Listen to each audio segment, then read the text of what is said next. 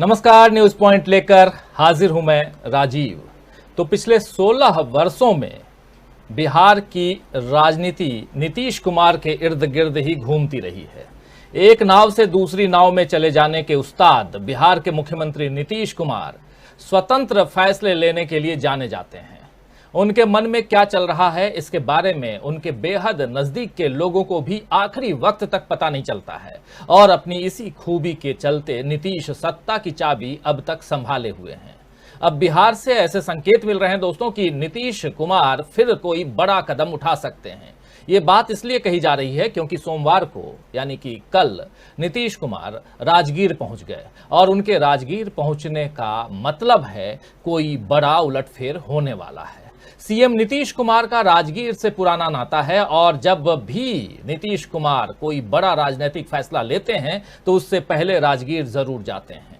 तो सोमवार को फिर से नीतीश कुमार राजगीर गए और वहां जाने से पहले उन्होंने जेडीयू के सभी विधायकों को 72 घंटे तक पटना में रहने का आदेश दिया और दूसरी तरफ 27 मई को नीतीश कुमार ने जातिगत जनगणना पर सर्वदलीय बैठक भी बुला ली है।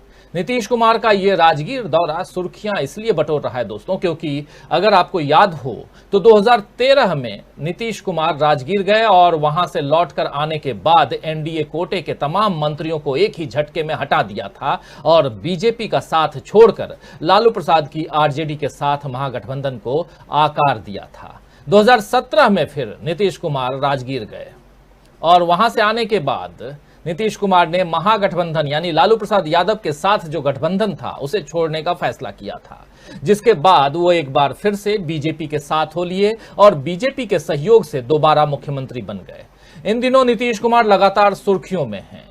बीजेपी के साथ उनका कई मुद्दों पर विवाद सुर्खियों में है और अब तो केंद्र सरकार में मंत्री और राज्यसभा सांसद आरसीपी सिंह की राज्यसभा सदस्यता को लेकर भी विवाद हो रहा है। दरअसल आरसीपी सिंह का राज्यसभा का कार्यकाल खत्म हो रहा है और बीजेपी आरसीपी को दोबारा राज्यसभा भेजने पर विचार कर रही है, लेकिन इसके लिए उसे जेडीयू का समर्थन चाहिए होगा। लेकिन जेडीयू आरसीपी सिंह को राज्यसभा नहीं भेजना चाहती है। आरसीपी के ट्विटर बायो में अब मोदी नजर आ रहे हैं, यानी आरसीपी सिंह अघोषित तौर पर जेडीयू को अलविदा कह चुके हैं। ये सभी बातें नीतीश कुमार की बीजेपी से दूरियां बताती हैं और भी बहुत सारे बयान, बहुत सारे बीजेपी के नेताओं के बयान, बीजेपी के विधायकों के बयान जेडीयू के खिलाफ, नीतीश कुमार के खिलाफ और जेडीयू के विधायकों या नेताओं के बयान बीजेपी के खिलाफ, जबकि दोनों एक ही नाव पर सवार हैं और दोनों का जो खिवैया है, नाव का मेन नाविक, वो नीतीश कुमार हैं। तो ऐसे इसके संकेत पिछले महीने से मिल रहे थे कि पटना में जब राबड़ी देवी के सरकारी आवास पर 28 अप्रैल को आप याद कीजिए कि इफ्तार पार्टी हुई थी। तेजस्वी यादव, तेज प्रताप यादव, मीसा भारती और राष्ट्रीय यादव की मेजबानी वाले इस आयोजन में जिस गर्मजोशी के साथ नीतीश कुमार शरीक हुए थे, उससे बिहार की राजनीतिक फिजा गर्म हो गई थी। लगातार चर्चा हो रही थी, यानी माहौल बना दिया गया था और अब फाइनल सीन लिखने की तैयारी है। और अब नीतीश कुमार राजगीर दौरे पर चले गए हैं, जिससे माना जा रहा है कि बिहार में फिर सत्ता बदल सकती है। तो बिहार में क्या सत्ता में परिवर्तन आएगा? क्या बिहार में पलटने वाली है सत्ता?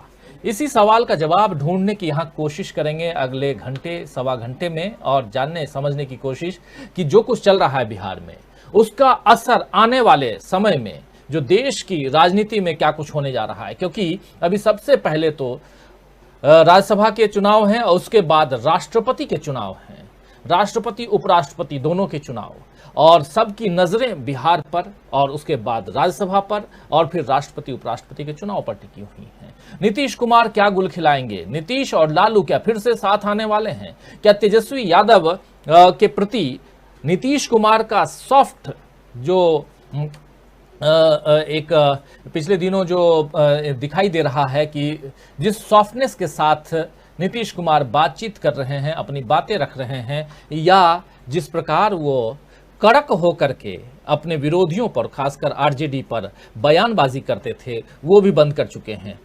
क्या ये भी नजदीकियों को बढ़ाता हुआ दिखाई दे रहा है?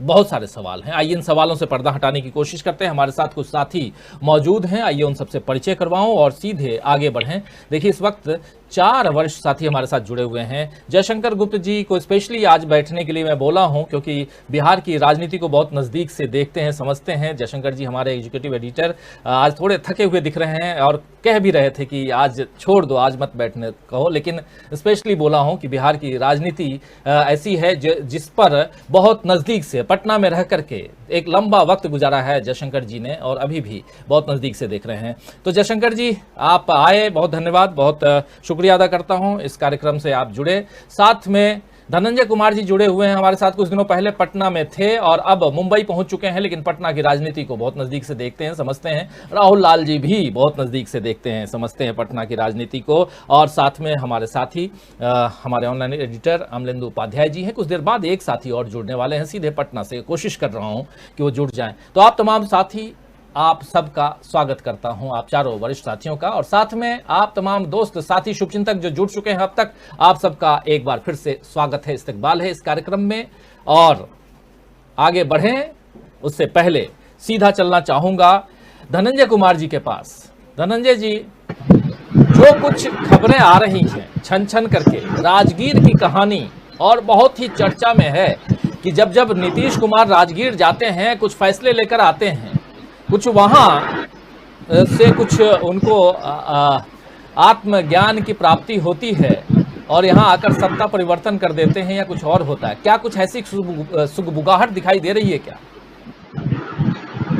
देखिए, नीतीश जी तो अक्सर जाते राजगीर, है ना, लेकिन राजगीर से कई बार जब आते हैं लौट करके तो कुछ हंगामा क्रिएट कर देते हैं, ये बात भी सही है।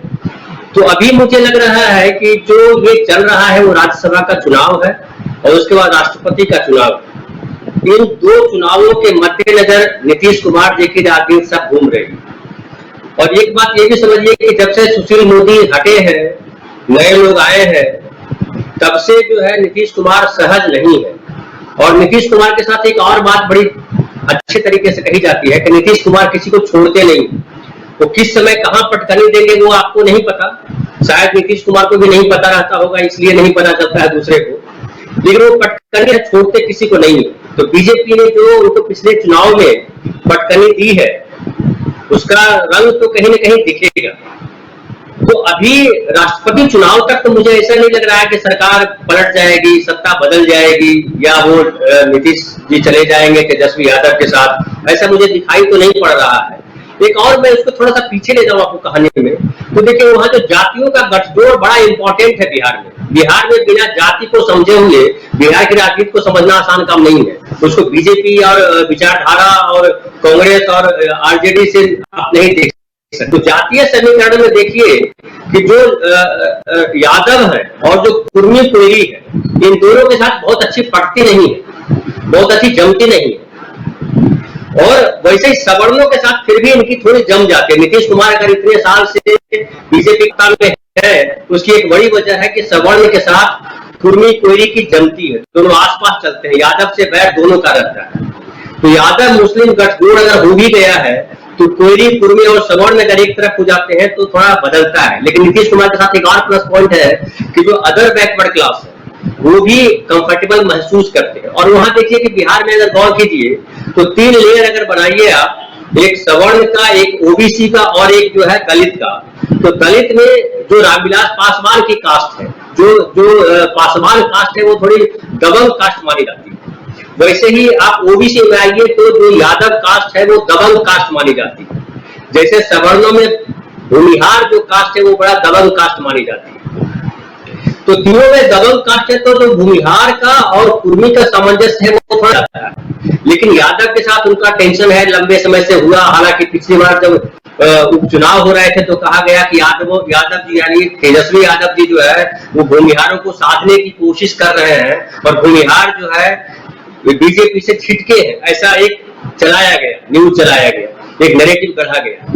लेकिन जो लालू यादव का पूरा रिजीम रहा उसमें भूमिहार सबसे बड़े शिकार माने जाते रहे कि भूमिहारों के साथ जो लालू यादव ने बड़ा अच्छा बर्ताव नहीं किया और इसलिए बीजेपी मजबूत हुई, ब्राह्मण राजपूत ये सब का ये गठजोड़।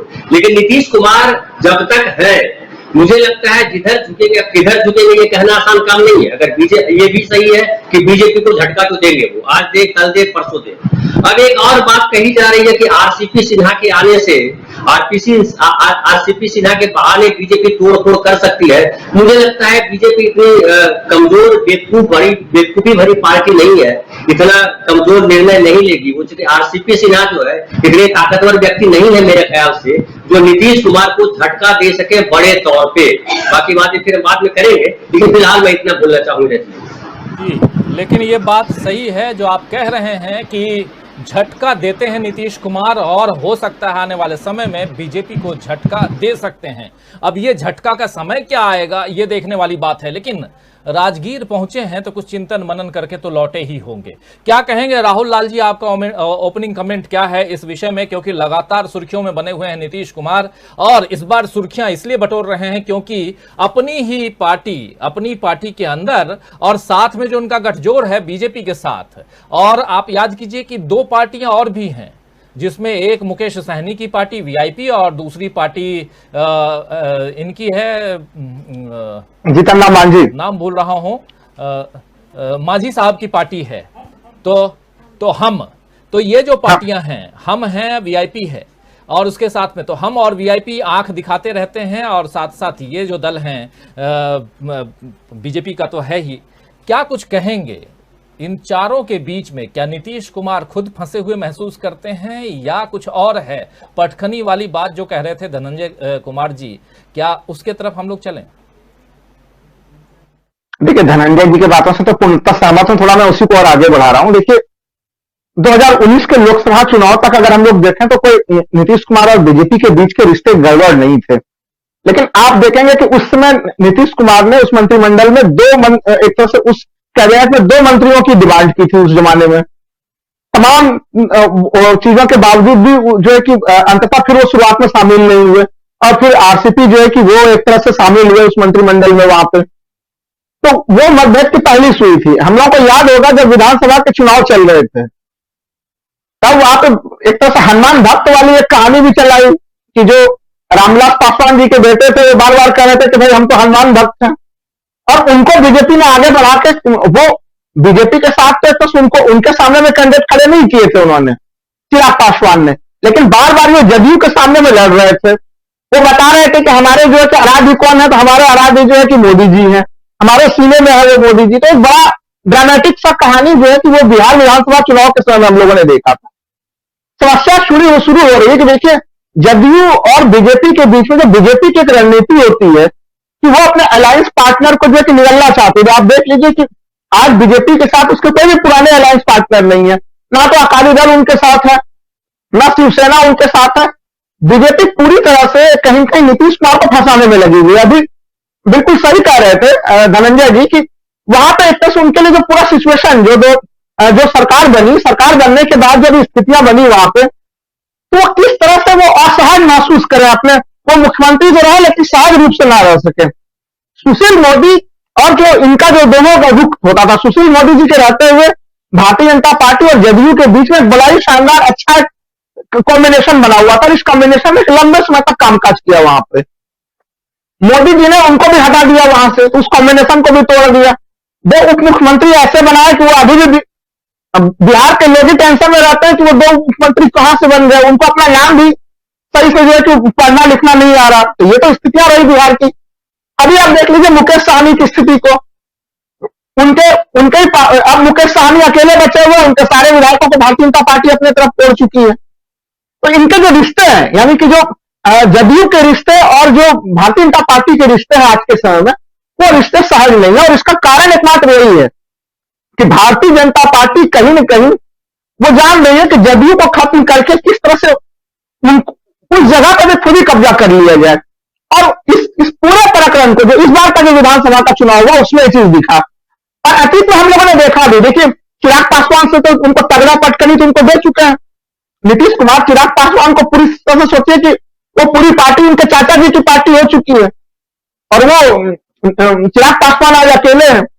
तो इस प्रकार की पूरी पटकनी एक तरह से नीतीश कुमार भारतीय जनता पार्टी को भी देंगे, इसमें संशय किसी को भी नहीं है, और वो कभी भी हो सकता है। यही कारण था कि जब ये सुबुगाहट, जो देखिए रमजान के महीने में इफ्तार पार्टी में लगातार वहां पे मिलना जुलने का जब दौर शुरू हो रहा था, तो भारतीय जनता पार्टी इतने टेंशन में आ गई कि उन्होंने अचानक से देखिए ताबड़तोड़ लालू यादव के तमाम जगहों पे 16-17 जगहों पर अचानक से सीबीआई की छापामारी शुरू हो गई। तो कहीं न कहीं जो सीबीआई की छापामारी के बाद से सुगबुगाहट और तेज हो गई। देखिए ये चीजें कब होंगी कहना मुश्किल है, लेकिन पटकथा आंतरिक तौर पर लगातार उसकी लिखी जा रही है, इसमें कहीं कोई शक वाली बात नहीं है। हाँ, वो जमीन पे कब वो कन्वर्ट होगा, क्योंकि देखिए नीतीश कुमार अचानक से वो अन वक्त पर निर्णय लेते हैं, तो अप्रत्याशित तौर पर वो न्यूज हम लोगों के सामने में आता है। तो वो हो सकता है कि अभी हो जाए, कभी भी हो जाए, लेकिन इस प्रकार की हलचल आंतरिक तौर पर वहां पे चल रही है। राजीव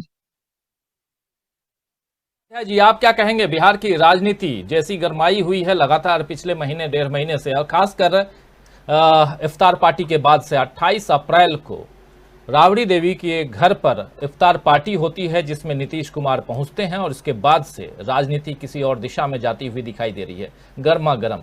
लेकिन कब तक ये? देखिए राजीव जी, नीतीश कुमार जो है उनकी जो एक कमजोरी है वो ये है कि वो बिना सत्ता के अब रह नहीं सकते हैं, और उसके लिए वो कुछ भी कर सकते हैं, कहीं भी जा सकते हैं। और भारतीय जनता पार्टी जो है वो लगातार ये कोशिश करती रही है कि किसी भी तरीके से वहां नीतीश कुमार को डाउन करके और स्वयं सत्ता में आ जाए, लेकिन समीकरण लगातार ऐसे बनते हैं, और नीतीश कुमार लगातार जो है वो अल्पमत के होते हुए भी जो बहुमत में रहते हैं। इस बार भी उनका अल्पमत है, पिछली बार भी जब राजद के साथ थे तब भी उनका अल्पमत था, राजद का बहुमत था, लेकिन मुख्यमंत्री नीतीश कुमार बनते हैं। तो नीतीश कुमार जो है वो खिलाड़ी तो निश्चित तौर पे हैं, और मोदी जी उनको अच्छे तरीके से जानते भी हैं। जो सार्वजनिक टिप्पणी मोदी जी ने की थी नीतीश कुमार जी के बारे में, अब वो करनी नहीं चाहिए, अभी तक वो टिप्पणी ना तो मोदी जी ने वापस ली है और ना नीतीश जी ने कहा है कि मोदी जी आप उस टिप्पणी को वापस लीजिए। तो दोनों एक दूसरे को अच्छे तरीके से जानते हैं।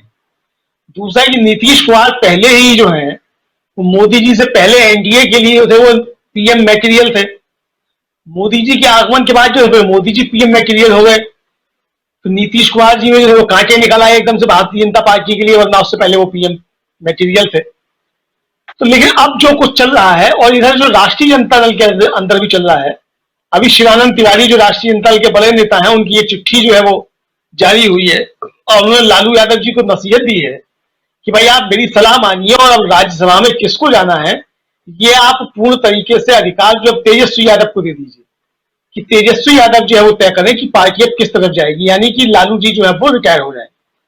तो लालू जी की और नीतीश के बीच तो जो है वो भी फिर थोड़े बाद मुझे लगता है कि समझौते जो है वो कहीं ना कहीं आकर के हो सकते हैं, लेकिन तेजस्वी के साथ शायद नीतीश जी का मामला जो फिटफाट कुछ शायद नहीं बैठेगा। जो कुछ चल रहा है हो सकता है नहीं तो सब चीजें ठीक ठाक हुई हो, लेकिन शिवानंद तिवारी की चिट्ठी जो है वो ये बता रही है कि शायद लालू यादव का और नीतीश यादव के मतलब नीतीश कुमार के बीच जो है मामला कुछ पक चुका है, और उससे शायद तेजस्वी जो वो असहज कुछ महसूस कर रहे हैं, ऐसा मुझको लगता है। जो शिवानंद तिवारी की चिट्ठी है उससे ऐसा महसूस होता है। तो कुछ ना कुछ पक तो राजीव जी जरूर रहा है, और ये जैसा हम लोगों ने पहले चर्चा की थी कि ये मामला जो है बंगाल के चुनाव के बाद जो है उठापटक होगी। तो बंगाल का चुनाव हो चुका, तो अब उठापटक तो होनी है, वो चाहे राज्यसभा के चुनाव से पहले हो जाए, चाहे राष्ट्रपति चुनाव से पहले हो जाए या इसके बाद हो जाए, मतलब उठापटक तो निश्चित तौर पर होनी है। और नीतीश कुमार को एनडीए के साथ छोड़ना है ये लगभग तय है। अब वो कब छोड़ते हैं और किधर जाते हैं ये देखने वाली चीज होगी। क्या भारतीय जनता पार्टी नीतीश कुमार में सेंध लगा पाती है उनके विधायकों में, क्योंकि मुझे लगता है कि शायद थोड़ा टेढ़ी खीर है। यहाँ बिहार में मतलब इस जो है वो गोवा मॉडल अगर चल जाए या उत्तराखंड मॉडल चल जाए, मुझे लगता है उसकी संभावनाएं शायद थोड़ी कम है, और शायद नीतीश कुमार इसको भाप रहे हैं कि यहाँ जो है जो भाजपा का उत्तराखंड मॉडल और मध्य प्रदेश मॉडल जिस तरह के मॉडल है वो शायद यहाँ चल सकता है, तो शायद इसलिए कुछ उन्होंने तैयारियां शुरू कर दी। भारतीय जनता पार्टी को भी इसलिए लगता है कुछ भनक जो है लग गई है कि नीतीश कुमार भी तैयार है। तो दोनों तरफ से मुझे लगता है कि पहले तू वाली स्थिति जो है वो चल रही है कि पहले कौन जो है दाव चले। तो दोनों एक दूसरे के दाव का इंतजार कर रहे हैं, लेकिन दाव चलने तो ही वो चाहे जो भी पहले चले। जी हाँ जी बिल्कुल। जयशंकर जी क्या कहेंगे, आप किस नजरिए से देखते हैं नीतीश कुमार का राजगीर दौरा और उससे पहले जो कुछ भी चल रहा है इफ्तार पार्टी से लेकर अब तक, और सामने चुनाव हैं, राज्यसभा के चुनाव और फिर राष्ट्रपति उपराष्ट्रपति के चुनाव, इन सब के बीच एक अपॉर्चुनिस्ट मुख्यमंत्री क्या यहाँ कुछ गड़बड़, सत्ता परिवर्तन या कुछ और दिखाई दे रहा है क्या? नहीं राजीव जी, हाल के महीनों में जो घटनाक्रम हुए हैं बिहार की राजनीति में, उसके मद्देनजर यही दिखाई दे रहा है कि एक तो भाजपा और नीतीश कुमार एक दूसरे के साथ सहज स्थिति में नहीं है। पहली बात तो ये है, भाजपा को एक कसक बार बार टीसती रहती है कि साहब सबसे अधिक विधायक हमारे पास होते हुए और हमारी सरकार नहीं है और हम अपने एजेंडे को लागू नहीं करवा पा रहे हैं। नीतीश कुमार के साथ सबसे अच्छी बात यह है कि हाल के वर्षों कहें या दशकों कहें कि वो एक ऐसे शक्ति संतुलन के रूप में उभर करके आते हैं। ये पता नहीं, ये बिहार का अद्भुत जनादेश होता है कि न तो भाजपा अलग से कोई सरकार बना सकती है और न आरजेडी अपनी अलग से कोई सरकार बना सकती है, कांग्रेस मिला करके भी नहीं सरकार बना सकती है। नीतीश कुमार को लेना दोनों की मजबूरी है, या तो भाजपा के साथ जाएंगे तो सरकार चलेगी या आरजेडी के साथ जाएंगे तो सरकार चलेगी। भाजपा के अंदर बहुत कोशिशें हुई है, जैसे नित्यानंद राय हैं, गृह राज्य मंत्री हैं, उनको आगे ला करके जब भूपेंद्र यादव थे ये इसके प्रभारी थे बिहार के, तो उनके जरिए ऑपरेशन करने की कोशिश की गई कि आरजेडी में जितने कुछ यादव हैं या जनता दल यू में है टेंट लगाई जाए और दावा किया जाए कि सरकार हम बनाएंगे। और आप सारी चाल जो है नित्यानंद राय की इसी हिसाब से चल रही थी। लेकिन जब नीतीश कुमार को लगा तो उन्होंने साफ साफ भाजपा के लोगों से कह दिया कि ठीक है, आपको जो करना हो कर लीजिए, हम आपसे अलग हो सकते हैं। तो भाजपा भी बैक फुट पे लौट गई। अब उसके बाद जो है लगातार एक उनको दिया गया, झांसा दिया गया या प्रलोभन दिया गया कह सकते हैं, जो भी है, कि आपको उपराष्ट्रपति बना देंगे, आप केंद्र में चले आइए या कोई अच्छा मंत्रालय ले लीजिए और बिहार हमको सौंप दीजिए। लेकिन फिर बिहार की जनता दल यू के लोगों ने कह दिया साफ साफ 2025 तक तो नीतीश कुमार हिलने वाले नहीं है, मुख्यमंत्री बने रहे। तो एकदम क्लियर कट फंडा था। अब यह है कि अभी राज्यसभा का चुनाव आ गया है। जो आरसीपी सिंह हैं वो नीतीश कुमार के सजाती हैं, आईएएस रहे हैं और उनके काफी करीबी नौकरशाह उस जमाने में भी रहे हैं और राजनीति में भी उनके बड़े करीबी। उनको एक बार उन्होंने राष्ट्रीय अध्यक्ष भी बना दिया था, लेकिन उनमें थोड़ी महत्वाकांक्षा ज्यादा जगने लग गई। और जो जैसा अभी हमारे मित्र लोग कह रहे थे कि वो केंद्र में 2 मंत्री पद मांग रहे थे और उसमें एक ही मिला, लेकिन उसको भी लपक करके आरसीपी सिंह ने अपना ही नाम दे दिया। अध्यक्ष रहते हुए उन्होंने अपना नाम दे दिया और मंत्री बन गए वो। तो इसको लेकर के जनता दल यू के अंदर खाने काफी विरोध हुआ। नीतीश कुमार भी थोड़ा सा असहज स्थिति में आए, क्योंकि नीतीश कुमार से कोई राय मशविरा नहीं किया था आरसीपी सिंह ने। तो अच्छा, दूसरी बात है कि 2 बार से 2 टर्म उनका पूरा हो गया राज्यसभा का, तो अब कितने टर्म आप रहेंगे? ये भी बात है कि भाई बाकी लोगों को भी मौका मिलना चाहिए। नीतीश कुमार इस मामले में अपनी जो राजनीतिक चालें हैं वो बहुत ही सधी हुई चलते हैं। इस बार जैसे उन्होंने एक जो उपचुनाव था उसमें अनिल हेगड़े को उम्मीदवार बना दिया। अनिल हेगड़े हैं तो कर्नाटका के, लेकिन जनता दल यू के समर्पित कार्यकर्ता, नेता, जो भी कहिएगा वो है वो, और जॉर्ज फर्नांडिस के बहुत ही क्लोज होते थे। जॉर्ज फर्नांडिस जब गए बीमार होकर के तो उस समय नीतीश को सौंप के गए थे अनिल हेगड़े को कि भाई इसका ख्याल रखना। और अनिल हेगड़े भी बड़ी ईमानदारी के साथ 24 घंटे जनता दल यू की राजनीति के लिए लगे रहते, तो एक टिकट तो उन्होंने उनको दे दिया। अब आरसीपी सिंह को लेकर के लगातार सस्पेंस बना रहा। हमारी जानकारी है कि नीतीश कुमार ने अपने सारे विधायकों से लिख करके ले लिया है कि वो लोग सपोर्ट करेंगे, जिधर नीतीश कुमार कहेंगे वही उसका फैसला मानेंगे। तो ये सब लगभग अंदर खाने तय हो चुका है। लेकिन भाजपा को मालूम है, भाजपा के लोग, कुछ लोग कह रहे हैं कि आरसीपी सिंह को भाजपा सपोर्ट कर सकती है और राज्यसभा में भेज सकती है। तो अगर ऐसा भाजपा करती है तो वो दिन जो है बिहार में इस गठबंधन की सरकार का अंतिम दिन होगा। मेरे ख्याल से तो ऐसा ही लगता है। अच्छा, दूसरा ये भी है कि अगर भाजपा को ये मालूम है, भाजपा के आलाकमान को, कि अगर नीतीश कुमार आज की तारीख में अलग हो जाते हैं या कुछ दूरी बना लेते हैं तो हम अपना राष्ट्रपति नहीं बनवा सकते हैं। ये तो बात पक्की है, क्योंकि जो देश भर में जो समीकरण बन रहा है, अगर नीतीश कुमार छिटक जाते हैं एनडीए से तो आप देखिएगा कि बिजू पटनायक या केसीआर या जगन मोहन रेड्डी, ये लोगों को भी साथ करके नीतीश कुमार एक साथ करके बीजेपी के खिलाफ कर सकते हैं। उनमें है वो क्षमता, है वो। तो इसको लेकर के बीजेपी पूरी तरह से डरी हुई है। एक तरफ तो उसका सपना है कि बिहार में हमारी अपनी सरकार हो, लेकिन मजबूरी ऐसी है, जैसे बार बार होता है साहब, उसके पास 76-77 एमएलए है, अगर सरकार गिरती है तो बीजेपी क्लेम करेगी कि सिंगल लार्जेस्ट पार्टी होने के नाम पे आप हमको सरकार बनाने का गवर्नर मौका देंगे, हम बनाएंगे। कांग्रेस के लोगों को तोड़ लेंगे, कांग्रेस के पास 19 विधायक हैं, उनको तोड़ लेंगे, कुछ जनता दल यू में और कुछ आरजेडी में सेंध लगा करके, भले उनकी मेंबरशिप बाद में जाएगी, उस पर चुनाव कराएंगे, लेकिन सरकार हम एनकैन करके बना लेंगे। लेकिन ऐसी स्थिति लगती नहीं है, इसीलिए शायद राजगीर जाने से पहले नीतीश कुमार ने अपने विधायकों को पटना में खास जगह पे बने रहने के लिए हिदायत देकर के वो वहां से गए हैं। तो कुल मिलाकर के सिनारियो यही बन रहा है। और दूसरा यह है कि नीतीश कुमार बहुत ही कूल माइंड से काम करने वाले राजनीतिक हैं और अपने हिसाब से अपनी जो एक उनकी छवि तो बिहार में बनी हुई है कि विकास का काम करते हैं या लॉ एंड ऑर्डर को ठीक करने में या महिलाओं को सशक्तिकरण में उनकी भूमिका रही है।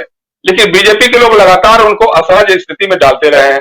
अब आप देखिए, कभी अजान का मामला उठा देता है बीजेपी का कोई एमएलए या कोई मिनिस्टर उठा देता है, कभी ये कॉमन सिविल कोड की बात हो जाती है कि साहब बिहार में भी कॉमन सिविल कोड लागू होना चाहिए, तो कभी कोई मंत्री बोल देता है कि साहब यूपी में जैसे आदित्यनाथ ने बुलडोजर चलाया है उसी तरह की बुलडोजर राजनीति बिहार में भी होनी चाहिए।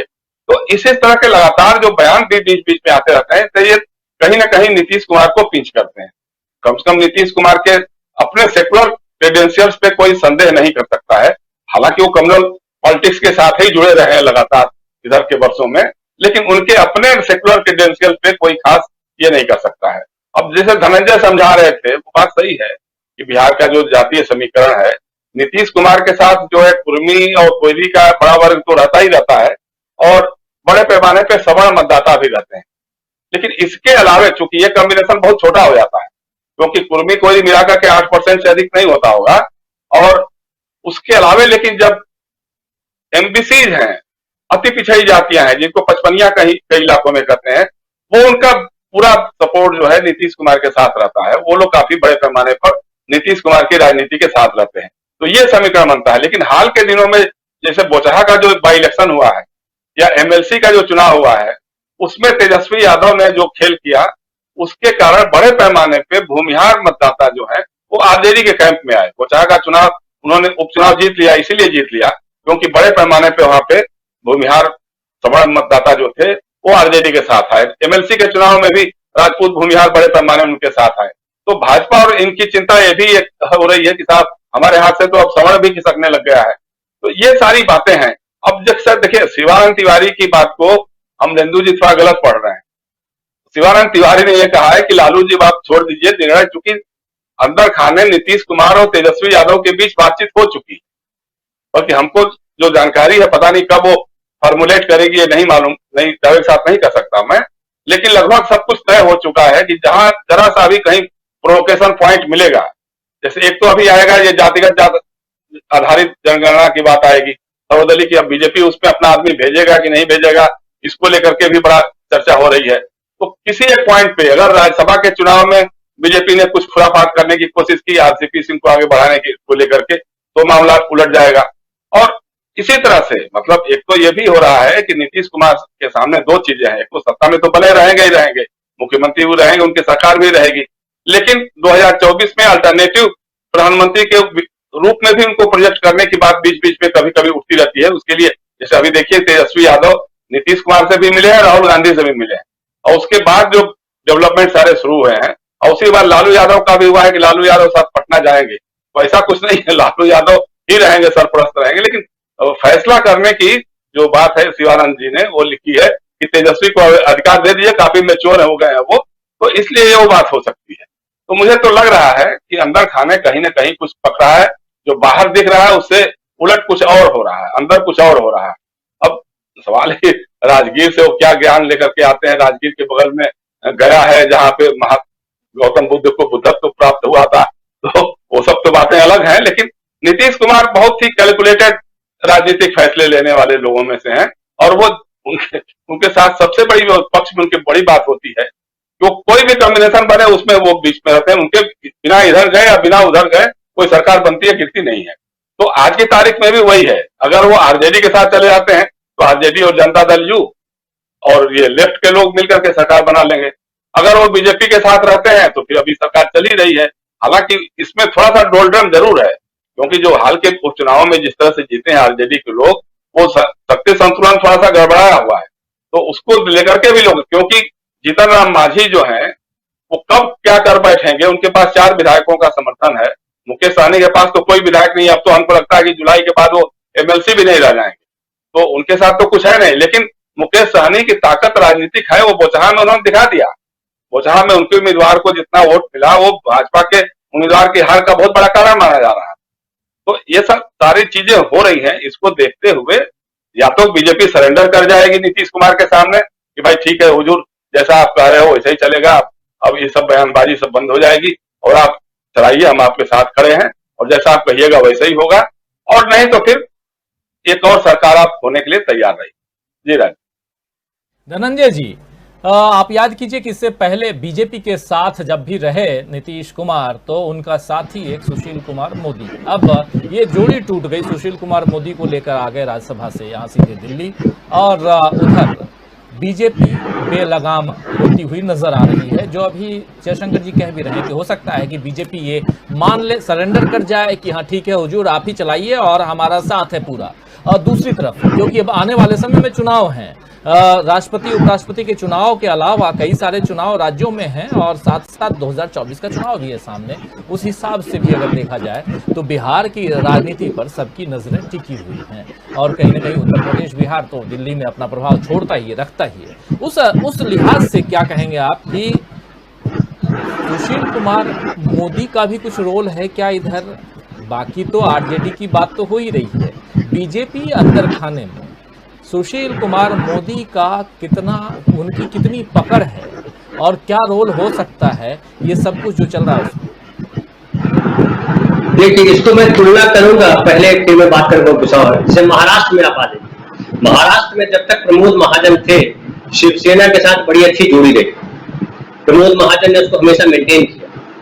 लेकिन जब प्रमोद महाजन नहीं रहे तो शिवसेना देखिए आज अलग है, कोई एक धुरी बनाने वाला व्यक्ति बीजेपी में रहा नहीं। बिहार में भी सेम स्थिति, बिहार में सुशील मोदी एक ऐसा बिंदु थे या रहे जिन्होंने नीतीश कुमार के साथ हमेशा खुद को खड़ा रखा और एक बैलेंस बना करके रखा। लेकिन बीजेपी में एक दिक्कत यह है कि बीजेपी लगातार वहां के जो लोग हैं वो ये लग रहा है उनको कि हमको सत्ता में आना चाहिए, जो हिंदूवादी शक्तियां खास करके है कि अभी नहीं आएंगे तो कभी नहीं आएंगे, क्योंकि मोदी जी का काल अमृत काल चल रहा है। अगर अमृत काल में भी अगर नहीं रहा, ये नहीं आए बिहार में तो कब आएंगे, ये एक उनको लग रहा है। इसलिए वो उन्होंने जो मोदी जी को हटाया और नए लोगों को लाया, 2 मुख्यमंत्री उप मुख्यमंत्री बनाया, ये सब सारी कवायद वही है।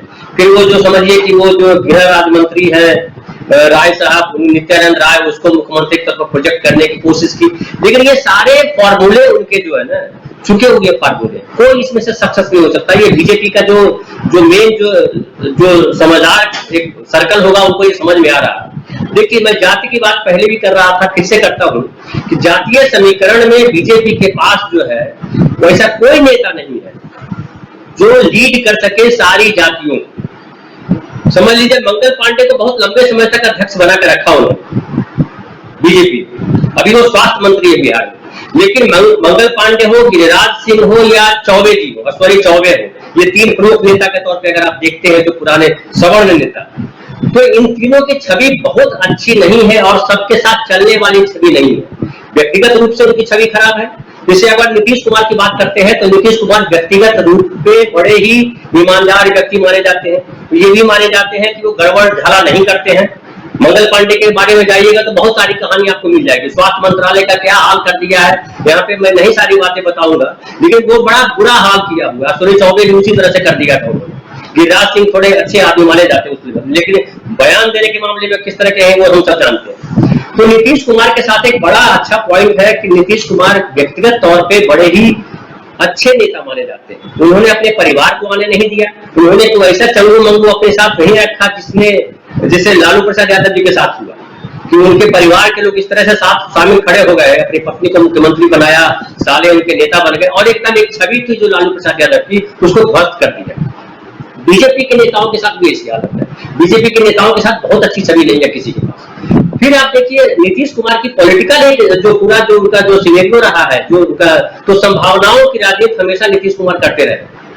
आप जानते होंगे शायद कि बिहार में जब उन्होंने चुनाव राजनीति शुरू की तो 2 बार लगातार हार गए और उन्होंने ये सोच लिया था कि अब हमारे लिए राजनीति जो है सही नहीं है, लेकिन तीसरी बार जीत गए और जीतने के बाद चलते आज ये स्थिति कि बिहार के मुख्यमंत्री हैं और सबसे ज्यादा समय तक मुख्यमंत्री रहने वाले व्यक्ति वो हो गए, है ना। 17 साल से वो मुख्यमंत्री है नीतीश कुमार पिछले 17 साल से अकेले जो है एक नेता के तौर पर चमक रहे हैं, जबकि जातीय बैकग्राउंड बिहार में बिना जातीय बैकग्राउंड का कुछ होता नहीं है। लेकिन नीतीश कुमार के जैसा कि जयशंकर भाई ने कहा कि कुर्मी और कोरी मिला दीजिए तो 8-10% या बहुत करिएगा खींच कर करके 11-12% होगा, उससे ज्यादा नहीं है।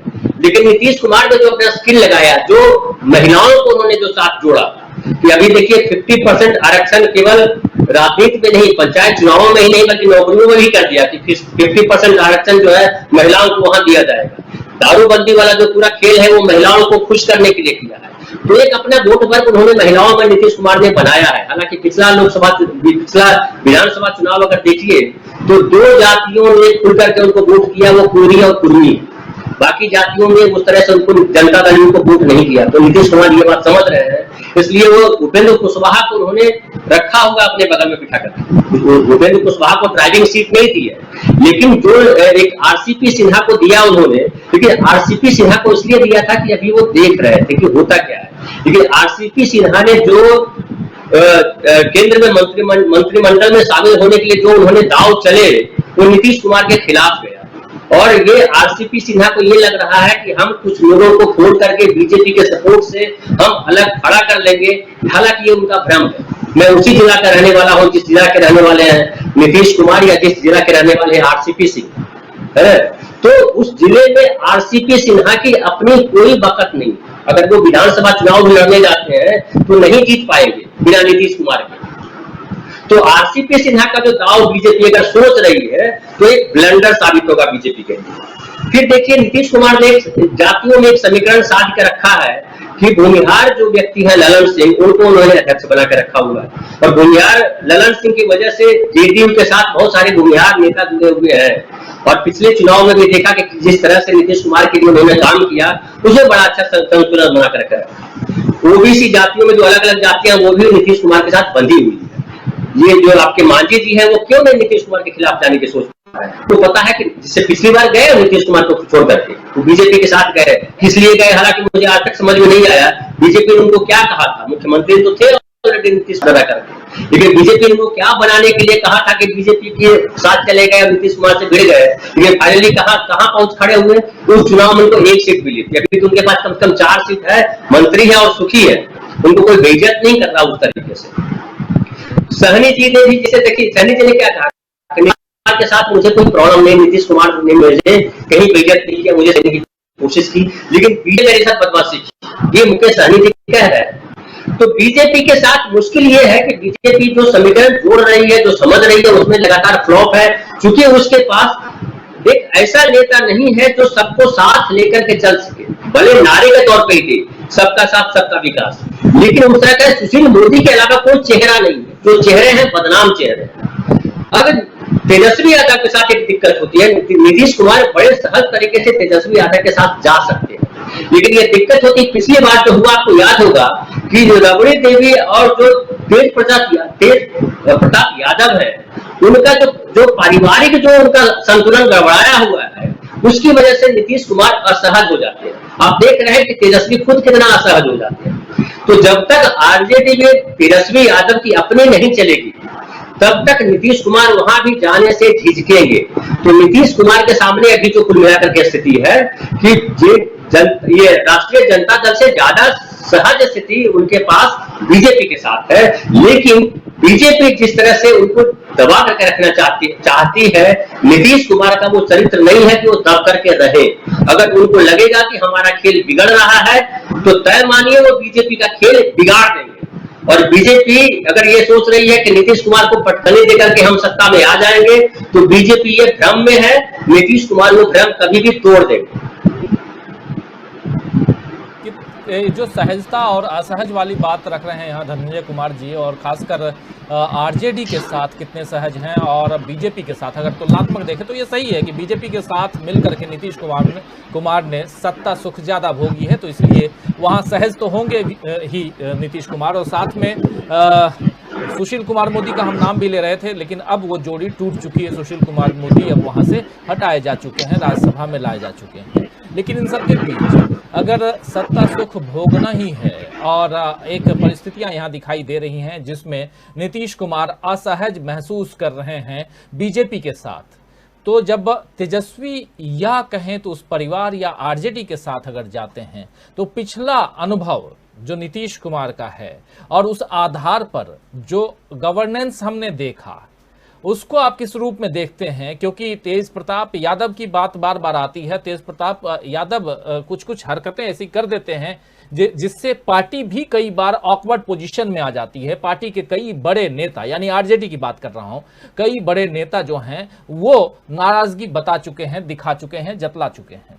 ऐसे में नीतीश का उस कुनबे में जाना, उस खेमे में जाना नीतीश की पार्टी के लिए, खुद नीतीश की पार्टी के लिए कितना यहाँ अगर हम कहें तो एक सहज रूप से अगर देखा जाए तो नीतीश कितने सहज दिखाई देंगे, उनकी पार्टी कितनी यहाँ पर ठीक ठाक स्थिति में आगे दिखाई देगी, क्या कहेंगे? और साथ साथ देश की राजनीति में अगर बीजेपी का साथ छोड़ते हैं तो देश की राजनीति में इसका क्या असर पड़ेगा?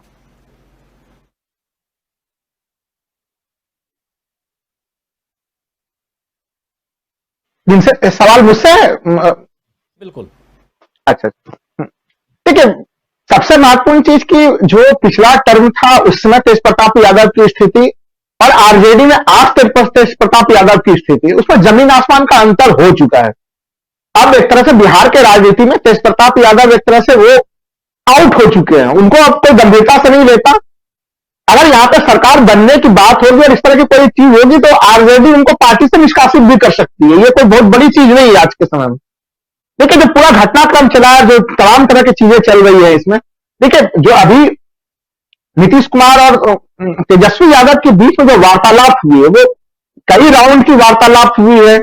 इसमें केवल नीतीश और तेजस्वी वार्तालाप में शामिल नहीं है, इसमें कहीं न कहीं राहुल गांधी को भी शामिल किया गया है। तो ये जो पूरा मामला जो बनाया जा रहा है, आगे की जो परिस्थितियां की जो रेखाएं खींची जा रही है वो बड़े लंबे चौड़े प्लानिंग के साथ चल रही है। नंबर 1 चीज। नंबर 2 देखिए, फिर से सहजता और असहजता के ऊपर मैं आता हूं।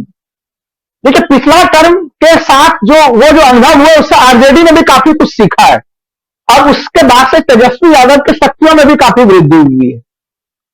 तो इसलिए अब उस मामले में कुछ ज्यादा दम नहीं बच रहा है। एक चीज देखिए, हम लोग को बिहार की राजनीति को जैसा कभी धनंजय जी भी समझा रहे थे या जयशंकर जी भी समझा रहे थे, नीतीश कुमार इस जगह पे खड़े हैं कि वो ऐसा नहीं, अभी सरकार बनाने में भी और चुनावी राजनीति में भी हम लोगों ने 2015 के चुनाव में देखा हम लोगों ने कि अगर आरजेडी और जदयू का गठबंधन भी था उससे भी बहुत बढ़िया से अच्छे से काफी मजबूती से जो है कि बहुमत प्राप्त हुआ। बीजेपी के साथ भी वो देखिए चुनाव लड़े तो फिर भी वहां पे भी प्राप्त हो रहा है। तो नीतीश कुमार न केवल सरकार बनाने के लिए बल्कि सरकार बनाने के बाद की स्थिति में भी, क्योंकि देखिए अभी इस समय अलग अलग जो विपक्षी शक्तियां हैं देश भर में अगर हम लोग देखें, देखिए आरजेडी की क्या रणनीति है। हमें 2015 में याद है, जब 2015 में सरकार बन रही थी तभी लालू यादव ने कहा था कि ठीक है अभी तो आप मुख्यमंत्री बनिए, हम अभी दिल्ली संभाल रहे हैं और आप बिहार संभालिए। लेकिन वो अंदाज कुछ उसी शैली में था कि अब फिर धीरे धीरे फिर ये चीजें कही जाने लगी कि भाई नीतीश जी जो है कि वो पीएम मटेरियल है, उनको भी जो है कि एक तरह से पीएम के रेस में शामिल होना चाहिए। और आज विपक्ष में कई सारे लोग नीतीश कुमार को एक तरह से अल्टरनेटिव विपक्ष में एक तरह से उनको प्रधानमंत्री के उम्मीदवार के रूप में देखेंगे। नीतीश कुमार भी जानते हैं कि ये भारतीय जनता पार्टी के साथ रहते हुए तो ये विकल्प बन नहीं सकते हैं। नीतीश कुमार ऐसे नाम है तो उनके नाम पर ममता बनर्जी भी सहमत हो सकती है, स्टालिन भी सहमत हो सकते हैं, तमाम जो विपक्षी पार्टियों के लोग हैं वो सहमत हो सकते हैं उनके नाम पे। ये विकल्प उन्हें तभी मिलेगा जबकि वो भारतीय जनता पार्टी को छोड़े। लेकिन भारतीय जनता पार्टी केवल उनको दबाना चाहती तब भी कोई विशेष दिक्कत नहीं थी। भारतीय जनता पार्टी उन्हें इस कदर असहज कर देना चाहती तो वो खुद ही इतना परेशान हो जाए कि वो कहीं कहीं वो उपराष्ट्रपति वगैरह किसी पद को स्वीकार कर ले। बीजेपी के कई लोगों ने ऑफ द रिकॉर्ड हमें बताया कि हम लोग उनको राहुल जी इतना परेशान करने में लगे हुए हैं कि वो चैन की सांस नहीं ले सकते। तभी देखिए लगातार वो मुद्दे उठते हैं इस तरीके से। अब आप सोच के देखिए, उनसे डिमांड हो रहा है कि जिस तरह से उत्तर प्रदेश में जो है कि लाउड स्पीकर हटवाए गए, नीतीश कुमार को नहीं हटवाता, नीतीश कुमार को देखिए खुल के कहना पड़ा कि मैं धर्म के मामलों में कोई हस्तक्षेप नहीं करूंगा। अभी जिस तरह से तमाम जो धार्मिक मुद्दे जो अभी हम लोग पूरे देश भर में किस तरह से जबरन उछाला जा रहा है, उन सब मुद्दों को लेकर उनके ऊपर दबाव बन रहा है। तो देखिए, इस बीजेपी के साथ जिस तरह से मतलब इसके साथ वो कैसे कंप्रोमाइज करेंगे, तो वो विकल्प नहीं मिल रहा। अगर आज के समय की हम लोग बातचीत करें 2022 में, जिस तरह से भारतीय जनता पार्टी बिल्कुल एक तरह से धर्मांता में डूबी हुई है, केवल और केवल उनका एकमात्र एजेंडा बचा हुआ है पोलराइजेशन पॉलिटिक्स। इस पोलराइजेशन पॉलिटिक्स के साथ नीतीश कुमार शूट नहीं कर पा रहे, उस रूप में अपने आप को नहीं जोड़ पा रहे। अब देखिए, समान नागरिक संहिता की बात हो जाती है, वो उन्होंने शुरुआत से ही अपना एजेंडा रखा है कि वो समान नागरिक संहिता का विरोध करेंगे। जातिगत जनगणना का मामला देख लीजिए, बीजेपी अब तक देखिए, बीजेपी अब तक इस मामले में सहयोग करती रही है, लेकिन अब केंद्र में उनकी सरकार है, वो केंद्र में जातिगत जनगणना नहीं कराना चाह रही है। उसके बावजूद भी देखिए, बिहार के मंत्रिमंडल में जब वहां से जब सर्वदलीय बैठक हुआ था, जो प्रतिनिधिमंडल था, उसमें बिहार बीजेपी के लोग भी शामिल थे कि चलो ठीक है, इस मामले पर कहीं कहीं सहमति बन जाए। लेकिन अब क्या वो स्थितियां बची हैं? अब तो वो स्थिति बीजेपी की तरफ से भी नहीं बची हुई है। तो ऐसे स्थिति में जो मुझे दिख रहा है कि आज के समय में जो आपका सवाल था, सहजता हो भारतीय जनता पार्टी की तुलना में, आज के बीजेपी की तुलना में उनके लिए ज्यादा सहज है कि वो आरजेडी के साथ चले जाए, क्योंकि इतने दिनों में आरजेडी ने भी बहुत सारे खट्टे मीठे अनुभव ले लिए हैं राजीव जी। नंबर 2 कि आखिर देखिए, उनके पास और विकल्प बचता क्या है? अगर हम लोग देखें कि कहां जा सकते हैं वो, तो तमाम विकल्प और संभावनाएं बीजेपी को वो देख रहे हैं कि बीजेपी अपने गठबंधन दलों के साथ किस प्रकार का व्यवहार कर रही है। वो वैसे स्थिति में बीजेपी उनके लिए विकल्प बचना, बीजेपी खुद वो विकल्प का रास्ता समाप्त कर रही है। पार्टी के भीतर भी देखिए, अगर हम लोग अभी बात करें जदयू के भीतर, तो जदयू के भीतर जो देखिए लल्लन सिंह का जो धड़ा है, या फिर जो अब तो खैर वो तो क्या कहते हैं, जो मंत्री साहब है, अब तो वो खुद ही जो है कि बीजेपी का पोस्टर बैनर लगा के घूम रहे हैं वो ये। लेकिन फिर भी अभी लल्लन सिंह वगैरह के ग्रुप का दबाव है कि वो भारतीय जनता पार्टी के साथ ही रहना चाह रहे हैं। लेकिन अंततः देखिए, नीतीश कुमार इस रूप में है कि वो जो निर्णय लेंगे उसको वो सारी पार्टियां स्वीकार करेंगे। अभी एक बात यह भी हो रही थी कि क्या जदयू को तोड़ा जा सकता है? देखिए, जदयू को तोड़ने का विकल्प अगर सारी पार्टियों को तोड़फोड़ करके सरकार बनाने का विकल्प होता, तब लोगों ने देखा कि वो मध्य प्रदेश में किस तरह से बीजेपी ने वो प्रयोग किया, वो प्रयोग सफल भी रहा उनका। लेकिन ये स्थितियां बिहार में नहीं है। बिहार में कांग्रेस तो सॉफ्ट टारगेट है राजीव जी, की कांग्रेस को कभी भी तोड़ा जा सकता है। लेकिन कांग्रेस के अतिरिक्त आरजेडी में तोड़फोड़ करना, जदयू में तोड़फोड़ करना, यह अभी भी बहुत ही केवल खीर वाली मामला है। चूंकि देखिए, दल बदल के मामले में एक तरह से माना जाता था उस जमाने में लालू यादव को भी कि वो भी इस प्रकार के जोड़ तोड़ के विशेषज्ञ माने जाते थे, और इस प्रकार के मामलों में जो है कि नीतीश कुमार को भी महारत हासिल है। तो ये लोग सब लोग अपने अपने इस क्षेत्र में काफी महारत हासिल रखते हैं, अपने विधायकों को कैसे एकजुट रखना, और वो सारी कलाएं उनके पास मौजूद है। यही कारण है कि आज कहीं कहीं बीजेपी दबाव की स्थिति में है राजीव। ध्रुव कुमार जी सीधे पटना से जुड़ गए हैं। ध्रुव कुमार जी, आपका स्वागत करता हूं इस कार्यक्रम में। और ध्रुव कुमार जी नवभारत टाइम्स, दैनिक आज, दैनिक जागरण और आकाशवाणी, दूरदर्शन, इन तमाम मीडिया घरानों से जुड़े रहे हैं और बिहार में हैं और बिहार की राजनीति को बहुत नज़दीक से देखते हैं, और तमाम साथी कहीं न कहीं बिहार से कनेक्शन है जो हम लोग अभी बात कर रहे हैं। और खासकर नीतीश कुमार को लेते हुए ध्रुव जी और ये समझने की कोशिश कर रहे हैं कि क्या बिहार में पलटने वाली है सत्ता, क्योंकि पिछले 2-1 महीने से बहुत तेज गति से दिल्ली की गलियों में इस बारे में चर्चा चल रही है। और बिहार की राजनीति अगर दिल्ली में उसकी चर्चा होने लगे तो कुछ ना कुछ गड़बड़ तो जरूर है। आप इससे पर्दा उठा सकते हैं। आप जो कुछ देख रहे हैं, नीतीश कुमार का राजगीर जाना, कहा जाता है कि जब जब वो राजगीर जाते हैं तो कुछ फैसले करके आते हैं, और उन फैसलों में 2013 का फैसला, 2017 का फैसला सुर्खियों में रहा है। क्या अब फिर से हम कोई और फैसला होते हुए देखेंगे नीतीश कुमार जब लौट के आएंगे तब? और दूसरी बात, या हो सकता है लौट के आ भी गए हों, लेकिन अभी जब चर्चा मैं कर रहा हूं तो मेरी जानकारी यहीं तक है कि राजगीर गए हुए। आप उस पर और भी अच्छी तरह से बताएंगे। लेकिन साथ साथ क्या नीतीश कुमार और तेजस्वी यादव की नजदीकियां इन दिनों बढ़ी हैं? एक सवाल ये। और दूसरा, क्या बीजेपी और नीतीश कुमार के बीच खटास जो है वो बढ़ गई है? तो क्या कुछ चल रहा है और इसका क्या कुछ असर होने वाला है आने वाले राजनीति में, जरा बताइए। धन्यवाद राजीव जी। मेरी आवाज आ रही है? ये आ रही है। आ रही है आवाज जी। एक तो मैं आप सबसे क्षमा प्रार्थी हूँ, विलम्ब से जुड़ पाया, कुछ तकनीकी दिक्कत थी। मैं सुन नहीं पाया, अभी लाल साहब को सुन रहा था। धनंजय जी भी, इन्होंने भी बहुत अच्छे से रखा होगा इस मामले को। वो भी नालंदा की धरती को बहुत ही, मिट्टी को बहुत महसूस करते हैं। देखिए, मैं मानता हूं कि कुछ गड़बड़ नहीं हो रहा है। राजनीति में इस तरह से सत्ता पे बने रहने या सत्ता हासिल करने की कोशिश होती रहती है। अगर आप देखेंगे तो 1-2 महीने बहुत महत्वपूर्ण है भारतीय राजनीति के लिए भी और बिहार की राजनीति के लिए भी। आप अगर 2-3 महीने पहले की घटनाओं पे नजर डालें तो नीतीश कुमार जी हर दूसरे दिन या हर दिन यूं कहें, वो नालंदा के विभिन्न इलाके में जा रहे थे, प्रखंड तक गए, गांव तक गए, और वहां जाके लोगों से कह रहे थे कि आप लोग ठीक से रहिए, मिलजुल कर रहिए। जैसे लगा कि अब वो कहीं विदाई वगैरह ले रहे हैं। बुजुर्ग होते हैं तो कहीं जाते हैं तीर्थ यात्रा वगैरह पे, तो बोलते हैं अपने बच्चों को, घर वालों को, पड़ोसियों को कि जरा अच्छे से रहिएगा, मेल जोल से रहिएगा। शायद उन्हें लगता है कि हमारी अनुपस्थिति में ये लोग कैसे रहेंगे, विदाई लेने की बात होती है। और ये भी आप पिछले विधानसभा चुनाव की बात करेंगे तो नीतीश कुमार जी ने कहा था सार्वजनिक तौर पर कि ये मेरा आखिरी चुनाव है। तो मुझे लगता है कुछ गड़बड़ नहीं है। हाँ, स्पष्ट, जिसको शायद स्वीकार नहीं करते हैं लोग, लेकिन ये है कि नीतीश जी पर दबाव है कि आप बिहार की गद्दी छोड़िए। जनता की तरफ से भी और सहयोगी दल की तरफ से भी, सहयोगी दल मतलब भारतीय जनता पार्टी की तरफ से भी, और जो उनके लिए प्लान A, B, C तैयार है, उसमें यह है कि एक बात आई थी जिसे आप सब परिचित होंगे कि उनको उपराष्ट्रपति बनाया जाएगा।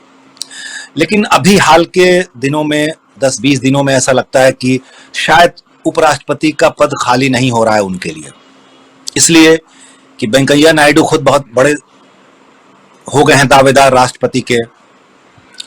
वो अगर नहीं होते हैं तो विकल्प के रूप में आ रहा था कि अनसुईया जी होंगी। एक और नाम आ रहा है, वो आरिफ मोहम्मद खान साहब का आ रहा है। ये माना जा रहा है, बीजेपी का घड़ा स्वीकार नहीं कर रहा है कि वेंकैया नायडू जी को बिना कारण के उपराष्ट्रपति भी न रहने दें और राष्ट्रपति क्यों ना आखिर बनाएं। तो अगर राष्ट्रपति पद पर वो जाते हैं तो उपराष्ट्रपति का पद निश्चित तौर पर आरिफ मोहम्मद खान या अनसुईया जी को मिलेगा, नीतीश जी के लिए, यानी वो वैकेंसी भी नहीं रही। तो अब नीतीश जी करेंगे क्या? क्योंकि नीतीश जी पे दबाव है कुर्सी छोड़ने की, ये माने। ऐसा नहीं है कि अंदर कुछ गड़बड़ चल रहा है। जहां तक अभी लाल साहब कह रहे थे कि भारतीय जनता पार्टी का झंडा लेके आरसीपी जी, शायद उनका इशारा मंत्री, केंद्रीय मंत्री जदयू से जो है आरसीपी जी उन पे था।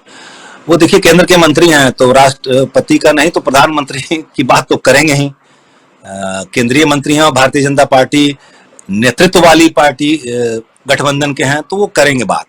और ये सब जानते हैं कि बीजेपी ने, वो जो आप लालू यादव और बाकी चीजों का उदाहरण दे रहे थे कि वो तोड़ते हैं, सब इस तरह से करते हैं कि अपनी स्थिति मजबूत करने के लिए। तो भारतीय जनता पार्टी जदयू में अगर किसी को सॉफ्ट टारगेट करता है तो आरसीपी जी को करता है। और यहाँ ये भी चर्चा है नालंदा से लेकर पटना तक में कि संभव है कि नीतीश जी के जाने के बाद जदयू की कमान आरसीपी को मिले। भारतीय जनता पार्टी के लिए भी पसंद अगर जदयू में कोई होंगे नीतीश जी के बाद, यदि उनको किसी मजबूरी में जदयू को ही मुख्यमंत्री की कुर्सी देनी पड़े तो आरसीपी जी ही उनकी पहली पसंद होंगे। तीसरी बात जो महत्वपूर्ण है कि नीतीश जी क्या करेंगे। ये जो नजदीकियों की बात आ रही है, देखिए ये जातीय जनगणना एक, आप कह सकते घटना है, एक उदाहरण है। पीछे की राजनीति यही है कि कुर्सी कैसे बची रहे, और ये दबाव की राजनीति नीतीश जी इससे पहले भी कर चुके हैं। वो यहाँ पे तो नीतीश जी को हो सकता है उनके फॉलोअर्स के लिए शब्द उनके लिए अच्छा ना लगे, लेकिन कहते हैं सब यहाँ पलटी मार हैं। वो नेता ऐसे नेता हैं जो मौके पे पलटी मारते रहते हैं। उनका पूरा इतिहास अब आप देखेंगे किस तरह से वो फिर समता पार्टी और फिर जदयू, और किस तरह से वो पहले लालू जी से अलग हुए। तो ये कहने का मतलब है कि वो हर आदमी, इसमें कोई बुरी बात नहीं है, हर नेता, हर कार्यकर्ता अपने लिए बेहतर अवसर की तलाश करता है। और शायद यही कारण है कि दल बदल भी होते हैं या फिर अलग घड़ा होता है, अलग गुट बनते हैं। इसको हम खारिज नहीं कर सकते भारतीय राजनीति में, चाहे वो उत्तर प्रदेश की राजनीति हो, मध्य प्रदेश की हो, या बिहार की हो, या फिर हरियाणा की हो। हरियाणा के बारे में कहा जाता है कि पूरी की पूरी मंत्रिमंडल ही बदल जाती रही है, 2-3 ऐसे अवसर आए। तो कहने का मतलब ये कोई अनहोनी बात नहीं हो रही, कुछ गड़बड़ नहीं हो रहा है। हाँ, ये राजनीतिक दाव पे चल रहे हैं और नीतीश जी अपनी सत्ता बनाए रखने के लिए, अपनी हुकूमत बनाए रखने के लिए बाकी के बचे हुए 2-2.5 साल मुख्यमंत्री पद पर बने रहने के लिए उनकी कवायद है। आरजेडी के साथ भी वो नहीं जाएंगे, वो सिर्फ दबाव की राजनीति भारतीय जनता पार्टी पे करना है, इसलिए कि लालू यादव ने स्पष्ट कह दिया था, तेजस्वी ने भी स्वीकार नहीं किया कि अब हम आपको इस वर्तमान स्थिति में 20 के चुनाव के बाद आपको मुख्यमंत्री क्यों माने। सही बात है, अभी आज की तारीख में भारतीय जनता पार्टी और आरजेडी लगभग बराबर की पार्टी है, दोनों 74-75 विधायकों के साथ है। उनकी संख्या में जदयू के सदस्यों की संख्या 43 पर है। तो आखिर क्यों तेजस्वी यादव नीतीश जी को आज भी बड़े भाई की भूमिका में मानेंगे। ये आरजेडी की अंदर की दबाव की राजनीति है, इसलिए वो चाहते हैं और नीतीश जी की मजबूरी है कि वो बी टीम होके आरजेडी जदयू गठबंधन नहीं चला सकते, क्योंकि उनको भी अपने कार्यकर्ताओं को लेके चलना है। अब ऐसे में जो बात हो रही है टूट की, तो निश्चित तौर पर 2 घड़ा है।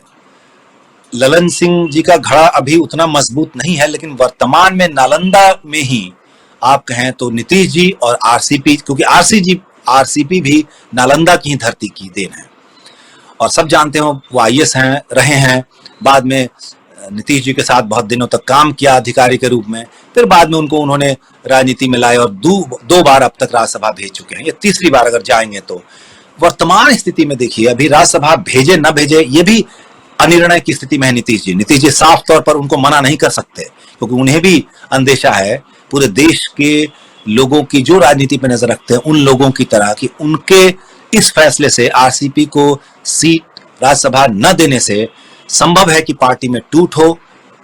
बीजेपी अगर इस स्थिति में उनको राज्यसभा भेज देती है तो बताइए क्या स्थिति रहेगी।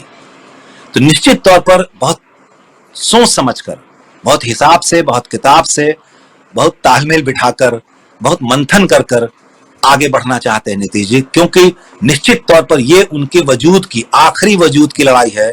इससे शायद ही कोई इनकार करे, क्योंकि ये उनका आखिरी टर्म है।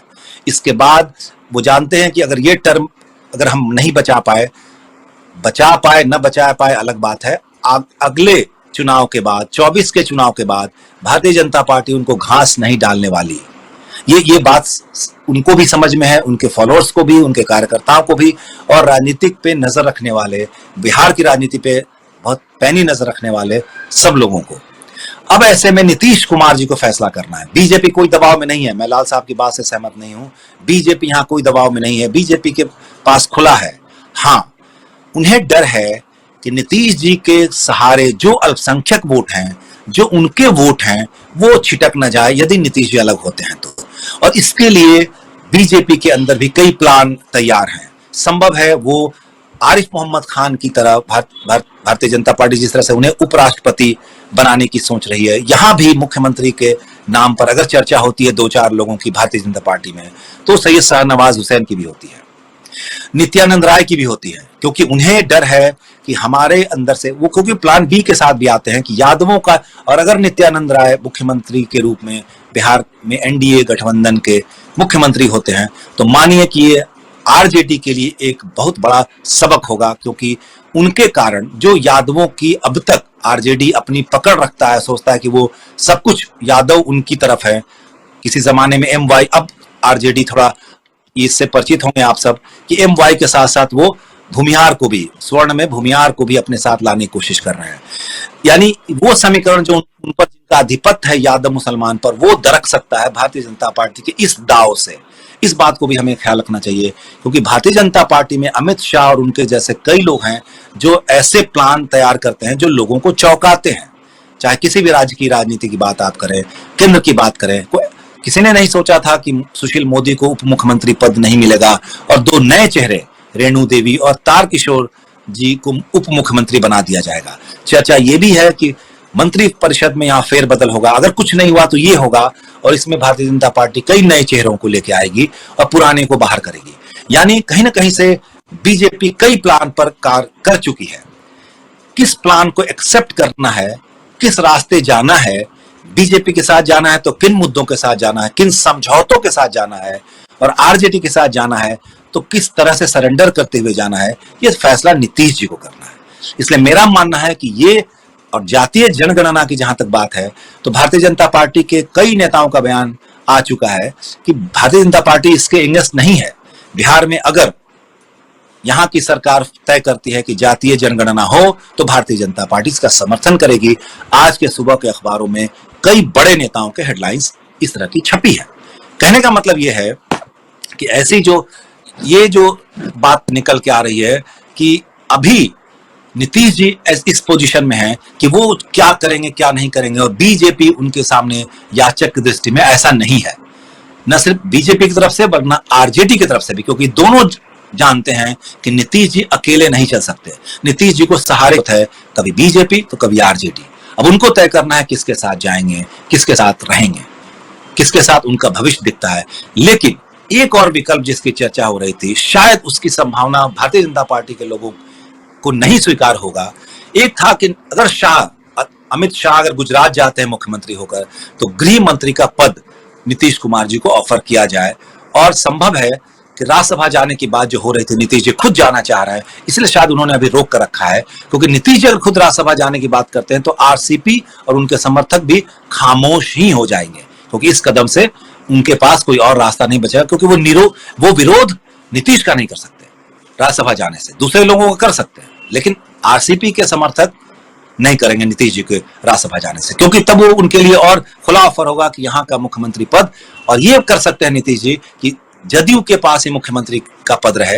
ये ऐसी कोशिश नीतीश जी आखिरी में कर सकते हैं। निश्चित तौर पर राजगीर जाते हैं, राजगीर नालंदा उनका गृह जिला है, और नालंदा को जो उन्होंने इतना कुछ दिया है, सेफई और दूसरे इलाकों के मामले में कम है, लेकिन नालंदा को उन्होंने बहुत कुछ दिया है। और निश्चित तौर पर अभी बिहार में नीतीश जी ऐसा नहीं है कि अस्वीकार हो गए हैं, स्वीकार हैं। बिहार में जितनी प्रगति हुई है पिछले 15 वर्षों में, 17 वर्षों में, और बिहार की जो भी छवि बदली है, बिहार की जो सूरत बदली है, पटना की सूरत बदली है। अभी पटना से हालांकि कई लोग नाराज हैं कि पटना की तमाम सड़कें खुदी हुई हैं, बहुत दिक्कत होती है आने जाने में, वो लेकिन जिस तरह से मेट्रो का काम चल रहा है, सड़कें बनी हैं, पुल बने हैं, आप देखेंगे अगर पटना आप लोग आते रहते हैं, पटना देखेंगे सूरत बदल गई है। और आने वाले 3-4 सालों में या इतिहास में जब भी पटना की बात होगी, पटना के विकास की बात होगी, तो नीतीश जी का नाम स्वर्ण अक्षरों में होगा, क्योंकि नीतीश जी ने विकास कार्य किए हैं पटना में नहीं, हर राज्य में। ये बात अलग है कि मिथिलांचल और कई इलाकों के लोग उन्हें मगध का मुख्यमंत्री कहते हैं, व्यंग में कहते हैं, लेकिन इसका कारण यह है कि उन्होंने यहाँ पे काम बहुत किया, नालंदा में, पटना में, गया में। मतलब उन्होंने ऐसा नहीं कि बाकी जगहों पे काम नहीं किया, उनके कार्य जग जाहिर है। लेकिन अभी निश्चित तौर पे वो दबाव की स्थिति में है कि वो क्या करें क्या न करें, अनिर्णय की स्थिति में है। निर्णय उन्हें करना है। संभव है 27 तारीख को कुछ रहस्यों से पर्दा खुले और वो कुछ ऐसा ठोस निर्णय करेंगे जो उनके लिए बेहतर हो, ऐसा उनके समर्थकों का मानना है। जी राजीव जी। जी बिल्कुल। जयशंकर जी, क्या कुछ कहेंगे? क्या आपको भी लगता है कि नीतीश कुमार यहाँ फंसे हुए दिखाई दे रहे हैं? जाएं तो किधर जाएं? साथ अभी बीजेपी का है, और बीजेपी का साथ छोड़ते हैं तो उनका साथ यानी आरजेडी का साथ, और आरजेडी, मुझे जरा इसमें मैं भी थोड़ा सा पुट देना चाहता हूं कि आखिर आरजेडी भी नीतीश कुमार को अपने साथ लेकर के और नीतीश कुमार को मुख्यमंत्री पद सौंप करके आखिर क्या कुछ पाएगी? अगर राष्ट्रीय जनता दल को देखा जाए तो उसके खाते में भी कुछ नहीं आने वाला, एक वही पद जो पिछली दफा भी था, यानी कि उप मुख्यमंत्री का पद। तो इससे आरजेडी को भी फायदा नजर नहीं आएगा। दूसरी बात यह है कि आने वाले समय में जो चुनाव है, 2024 का चुनाव, आरजेडी और जेडीयू अगर साथ साथ आ जाते हैं तो फिर चुनाव में, पिछले चुनाव में आरजेडी ने तेजस्वी यादव, लालू प्रसाद यादव पहली बार 1974 के बाद पहली बार बिहार की राजनीति से बाहर जेल में अपने दिन बिता रहे थे, और इधर उनके बेटे तेजस्वी यादव पूरी कमान संभाले हुए थे और बहुत मजबूती के साथ बिहार का चुनाव उन्होंने लड़ा। तो ऐसी स्थिति में आरजेडी जो मजबूती चुनावों में, और उसमें बोचहा का चुनाव हमने अभी उसका जिक्र कर भी रहे थे आप, तो क्या यहाँ पूर्ण रूप से देखा जाए तो नीतीश कुमार फंसे हुए नजर आते हैं? बहुत सारे अलग अलग विकल्पों की चर्चा यहां ध्रुव कुमार जी कर रहे थे। इन विकल्पों से इतर अगर बात की जाए, वहां सियासत और एकदम सिर्फ और सिर्फ नीतीश की सियासत पर नजर अगर दौड़ाएं, बीजेपी के plan A, B, C, D पर नहीं, तो नीतीश यहां तो नजर आ रहे हैं कि हाँ, आप कुछ मत कीजिए, चुपचाप जो चल रहा है उसको सहते रहिए, आगे बढ़ते रहिए, आपका आखिरी कार्यकाल है। राजीव जी, ध्रुव चूंकि पटना से है, पटना से बैठ करके बातें कर रहे हैं, इसलिए हम उनको ज्यादा नहीं कहेंगे कुछ भी, लेकिन जहां तक जो राजनीति समझ में आती है, जो हम लोग थोड़ा बहुत समझते हैं, तो भारतीय जनता पार्टी ने कई उपक्रम करके देख लिया है, उनके खिलाफ लड़ करके भी देख लिया है। और जब आरजेडी और जेडीयू मिलकर लड़े तो फिर पता लगा वही अमित शाह और वही उनकी रणनीति और वही मौर्य होटल में बोरियां भरी हुई, वो सारा कुछ भी काम नहीं किया था और महागठबंधन की सरकार बन गई थी। तो इसलिए उसका कोई बहुत मायने नहीं रखता है। आज देखिए, मैंने जैसे कहा कि जो बिहार में त्रिशंकु विधानसभा की जैसी स्थिति बन गई है कि संतुलन बनाने का श्रेय जो या जो भी कह सकते हैं, उसको कोई शब्द अभी नहीं दिख रहा है मुझे, संतुलन केंद्र जो है वो नीतीश कुमार ही रहेंगे, चाहे इधर रहे चाहे उधर रहे। नीतीश कुमार आरजेडी के साथ जाते हैं तो वहां सरकार बना लेंगे, वो मिलकर के कांग्रेस और लेफ्ट वाले साथ में मिल जाएंगे तो 140 के आसपास उनकी संख्या पहुंच जाएगी। बीजेपी के साथ है तो चल ही रही है, हालांकि बहुत ही तलवार की नोक पे ही कहा जाए एक तरह से, क्योंकि उनका बहुमत बहुत ही मामूली कितना रहा होगा, हमको लगता है कि 127 के आसपास का कुछ है आंकड़ा है विधानसभा में उनके बहुमत का। तो वो बात नहीं है। बात दरअसल यह है कि भाजपा, जैसे आपने शुरू में कहा था ना कि सुशील मोदी की बात, सिर्फ सुशील मोदी की बात नहीं है। अरुण जेटली होते थे जो सेतु का काम करते थे नरेंद्र मोदी और नीतीश कुमार के बीच में, और सुशील मोदी बिहार में रहते थे, दोनों के बीच में एक कड़ी का काम करते थे। तो अभी जो जिस तरह से मोदी जी ने हालत की है भारतीय जनता पार्टी में, जो भी आडवाणी कैंप में रहे हैं लोग कभी, चाहे वो अरुण जेटली भी रहे हो किसी समय, सुषमा स्वराज बेचारी चली ही गई, अरुण जेटली भी चले गए, सुशील मोदी आज पैदल हो गए हैं, राज्यसभा में ला दिया है, लेकिन न इधर के हैं न उधर के, बेचारे कभी कभी कुछ कुछ उलट बांसियां करते रहते हैं, लेकिन कुछ सुनवाई नहीं होती है। प्रकाश जावड़ेकर, रविशंकर प्रसाद, सब लोग बाहर कर दिए गए, हाशिए पर लाकर रख दिए गए हैं, जो भी उस कैंप में रहे हैं लोग। तो इसलिए वो सब बात तो नहीं है। बात दरअसल यही है, और ध्रुव कुमार को पता नहीं कैसे समझ में आ रहा है, आरसीपी सिंह की हालत आज जनता दल यू में नगण्य हो गई है। आज अगर वो छोड़कर जाते हैं तो एक विधायक भी उनके साथ जाने की स्थिति में नहीं है। और मुझे लगता है कि उनका जब टिकट राज्यसभा का कटेगा, जैसे मैंने कहा ना कि अगर बीजेपी ने जोर देकर के उनको अपना उम्मीदवार बनाया या उनको जिताने की कोशिश की, इंडिपेंडेंट लड़ा करके, जैसे भी कैसे भी हो, उसी दिन यह गठबंधन की सरकार टूट जाएगी।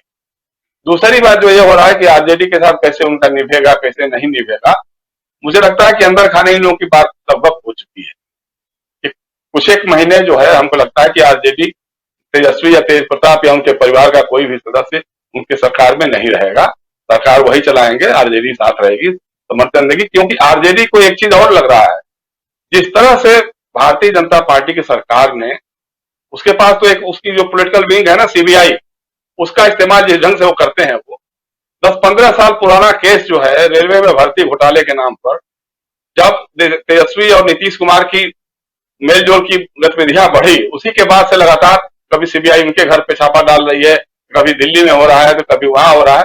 तो इस बात को भी लालू प्रसाद और तेजस्वी यादव अच्छी तरह से जानते हैं कि अगर इस तरह से चलेगा तो हम लोग बहुत ज्यादा लंबी लड़ाई नहीं लड़ सकते हैं। लेकिन अगर इसमें नीतीश कुमार मिल जाते हैं, हम और नीतीश और कांग्रेस और लेफ्ट एक साथ अलायंस में आता है, तो भारतीय जनता पार्टी को हाशिए की पार्टी बना करके रखते हैं। आज जो 73-76 जो भी सीटें उनको मिल गई हैं, उसमें बड़ा योगदान कहीं ना कहीं चिराग पासवान और इन लोगों का भी रहा है। जो है चिराग पासवान ने मिलकर के नीतीश कुमार के खिलाफ तो उम्मीदवार दिया, उनको हराने का काम किया, बाकी बीजेपी के उम्मीदवारों के लिए फ्री होल्ड रखा। तो उसको अगर बीजेपी समझती है कि नहीं, हमारे हिंदुत्व और हिंदू राष्ट्र प्रेम के कारण इतनी सीटें मिल गई हैं, तो ये सब गलतफहमी वाली बातें हैं। नीतीश कुमार अगर गठबंधन में नहीं होते तो जितनी सीटें नीतीश कुमार के पास हैं, उतनी ही सीटें बीजेपी के पास आती और नीतीश कुमार कहीं और आगे होते। लेकिन खैर वो सब अलग चीजें हैं। भाजपा के पास यही है, जो जिस ढंग से या तो वो नीतीश कुमार की शर्तों पे काम करेगी, हिंदुत्व के मुद्दे को उछालेगी नहीं, अजान, loudspeaker, common civil code, bulldozer, ये सब बातों को चुपचाप या तो मुंह पे जबान पे लगाम लगाने की बात तय हो जाएगी कि भैया कल से कोई नहीं बोलेगा, या फिर अब भविष्य देखेंगे वो आप। तो ये सारी चीजें चल रही हैं और उसमें कहीं ना कहीं देखिए असल में क्या हुआ कि बीच में एक बार जब चर्चा चली कि नीतीश कुमार को राष्ट्रपति क्या क्या कुछ बनाया जा सकता है, केंद्र में लाया जा सकता है, तो किसी ने उनसे पूछा था, किसी पत्रकार ने, तो उन्होंने मजाक में कहे या जैसे भी कहेगा, हाँ तो एक ही जगह रह गई है जो राज्यसभा में आज तक कभी नहीं गया। मतलब विधानसभा गए, विधान परिषद में रहे, लोकसभा में रहे, लेकिन राज्यसभा में नहीं रहे। तो अब उसको लोगों ने लगा हाँ हाँ बस बस अब तो नीतीश कुमार छोड़ करके जाने वाले हैं। नीतीश कुमार हिलने वाले नहीं है, वो बहुत चतुर खिलाड़ी हैं, बहुत सोच समझ करके अपने फैसले लेते हैं। जब डीएनए के सवाल उठाने वाले बीजेपी के साथ जा सकते हैं, वो जिस बीजेपी के साथ कह सकते हैं कि मर जाऊंगा मिट जाऊंगा फिर कभी आपसे हाथ नहीं मिलाऊंगा, उस बीजेपी के साथ जा सकते हैं, तो उनको नीतीश कुमार को लालू प्रसाद या तेजस्वी यादव के साथ जाने में कोई दिक्कत नहीं रहेगी। बस भविष्य सुरक्षित रहना चाहिए, ये उनकी पहली पसंद है। और दूसरा, उनके मन में कहीं ना कहीं जो हर राजनेता में होती है बात कि नरेंद्र मोदी के विकल्प के रूप में पहले भी उनको देखा गया था एक बार, लेकिन अब चूंकि जो भी कारण रहे हो वो बात फलीभूत नहीं हो पाई थी। अभी भी जब लगता है कि कहीं ना कहीं राहुल गांधी या कांग्रेस के लोग भी अगर बातें उठेंगी, कहीं कोई बात चलेगी अगर, तो कॉमन कैंडिडेट खोजने की बात आएगी, तो मुझे लगता है कि नीतीश कुमार उनकी पसंद होंगे। तो ये बात कहीं ना कहीं नीतीश कुमार के दिमाग में भी ये घुसती रहती होगी कि हो सकता है कि अगर कोई भाजपा ने, देखिए जब तक प्रोवोक नहीं करेगी भाजपा, कोई ऐसा कदम नहीं उठाएगी जिससे नीतीश कुमार को मौका मिले कि हाँ भाई साहब बहुत बहुत राम राम, जय सिया राम, आप नमस्ते, तब तक वो ऐसा कोई फैसला नहीं करे। पहली परख ये होगी, आरसीपी सिंह का टिकट कटेगा, उसके बाद फिर क्या होगा ये देखने वाली बात। उसके बाद फिर जातिगत जनगणना पे, जब जैसा ध्रुव कुमार तो कह रहे थे, लेकिन हमने तो देखा है जो भाजपा नेताओं का बयान कि साहब केंद्र सरकार के फैसले के हम साथ हैं और कोई जरूरत नहीं है ये कराने की, जाति जनगणना कराने की कोई जरूरत नहीं है, इस तरह की बातें वो बोलते हैं। तो इस पर भी स्टैंड जब क्लियर होगा, मान लीजिए राज्य सरकार ने कोई फैसला ले लिया, सर्वदलीय बैठक में कोई फैसला हो गया, उस पर फिर भाजपा क्या रुख अख्तियार करती है, ये चीजें भी मुनसर करेंगी। तो कुल मिलाकर के अभी स्थिति यही है राजीव जी, बिहार में ढुलमुल राजनीतिक स्थिति तो बनी हुई है, अटकलें तमाम तरह की लग रही हैं। कब क्या होगा, जैसा कि हमारे मित्र ने कहा था ना कि वो नीतीश कुमार कब क्या फैसला करेंगे शायद उनको भी पता नहीं होता है। कई बार परिस्थितियां ऐसी बन जाती हैं कि उसके हिसाब से लोगों को फैसला करना होता है। जी, बहुत सारी बातें हम यहाँ कर रहे हैं नीतीश कुमार को लेकर के।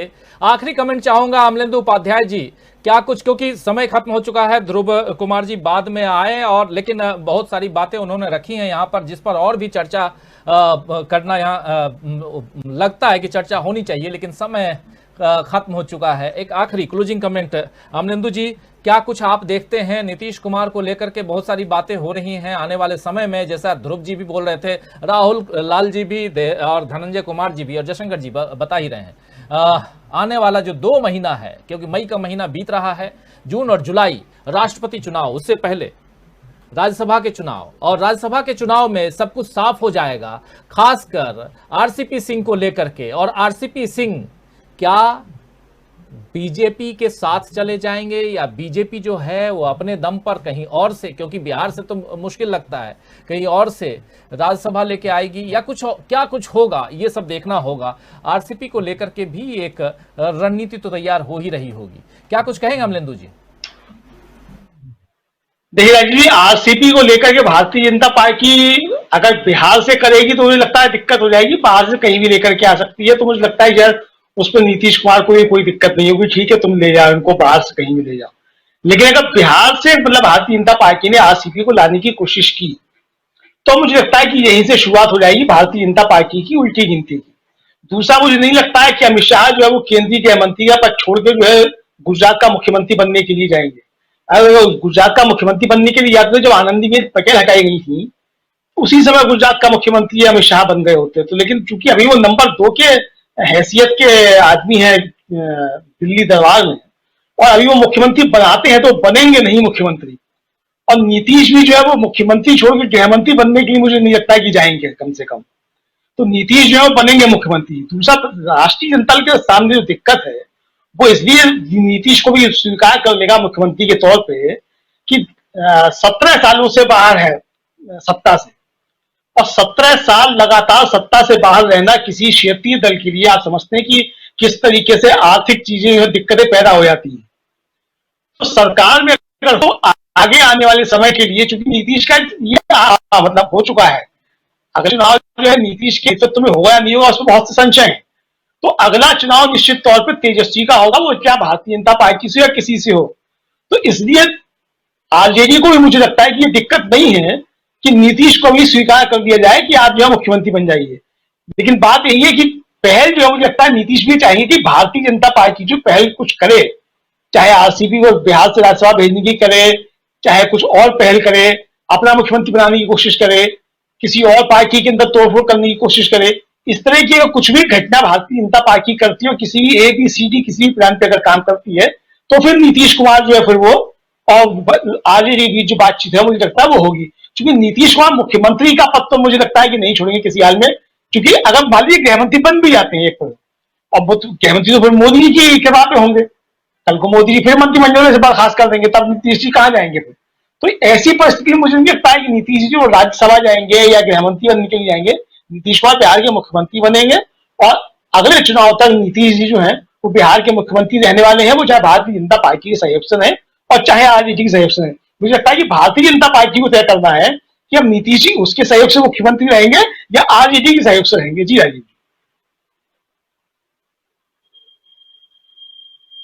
एक संशय बरकरार है, आने वाले समय में क्या राजनीति किस तरफ कैसी करवट लेती है वो देखना होगा। नालंदा, राजगीर और पटना और उसके अलावा यहाँ दिल्ली, ये सब कुछ जो है वो नीतीश कुमार के ऊपर डिपेंड करता है। नीतीश कुमार आगे क्या कुछ फैसला लेते हैं, लेकिन साथ साथ बीजेपी अंदर खाने में क्या गुल खिलाएगी इस पर भी नजरें रहेंगी। बीजेपी को किसी भी तरह से आने वाले समय में जो राष्ट्रपति का चुनाव है उसमें अपने कैंडिडेट को जिताना है। क्या बीजेपी इसमें सफल हो पाएगी, इस पर भी नजरें। तो बहुत सारे सवाल, उनके जवाब ढूंढने की कोशिश, लेकिन अभी बिहार में पलटने वाली है सत्ता। जो हम पूछ रहे थे, समझ रहे थे, उस पर से हमने पर्दा उठाने की कोशिश की है। बहुत धन्यवाद देना चाहता हूं ध्रुव कुमार जी आपको, धनंजय कुमार जी, राहुल लाल जी, जयशंकर गुप्ता जी और अमलेंदु उपाध्याय जी। आप पांचों जुड़े, आप लोगों ने अपनी बातें, अपने विचार रखे। बहुत बहुत धन्यवाद, बहुत शुक्रिया अदा करता हूं। साथ में आप तमाम दोस्त साथी शुभचिंतक जो जुड़े हुए हैं हमारे साथ, जो अपनी बातें रख रहे हैं इस कार्यक्रम में,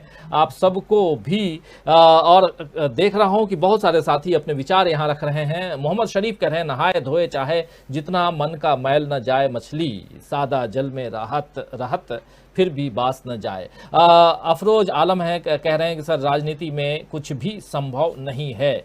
नीतीश कुमार अपना वजूद बचाने के लिए ऐसी ज़मीन तलाश रहे हैं जहां उनका कल बेहतर हो। और रहीसुद्दीन सैफी कह रहे हैं कि सारे जहां से अच्छा हिंदुस्तान हमारा, जय हिंद कह रहे हैं। ऐसे ही कई झूठे इकट्ठे हो जाते हैं तो सच टूट जाता है, ये कहना है मोहम्मद शरीफ का। और प्रमोद मनकर कह रहे हैं कि बिहार की जनता जाति आधारित जनगणना में जागृत है। जाकिर कह रहे हैं तेजस्वी आएगा। प्रेम कुमार कह रहे हैं कि जयशंकर गुप्ता जी बहुत बढ़िया तरीके और एक्सपीरियंस जाहिर किए उन्होंने। और फिर ओम प्रकाश तिवारी जी कह रहे हैं कि नीतीश कुमार की ये अंतिम पारी है, चाहे तो आरजेडी का साथ देकर आखिरी गेंद पर छक्का मारें या बीजेपी का साथ देकर खुद ही हिट विकेट हो जाएं। तो अपने अपने विचार सबके, और इन विचारों से बहुत कुछ देखने, सुनने, समझने का मौका मिलता है। नरेंद्र दत्त कह रहे हैं कि नीतीश कुमार तो मेले में बिछड़े हुए बछड़े लग रहे हैं। और ऐसे ही और भी साथी हैं जो अपनी बातें, अपने विचार यहाँ रख चुके हैं। और आर के कह रहे हैं कि देश की जो हालत है उसका अगर कोई जिम्मेदार है तो वो व्यक्ति है अन्ना हजारे।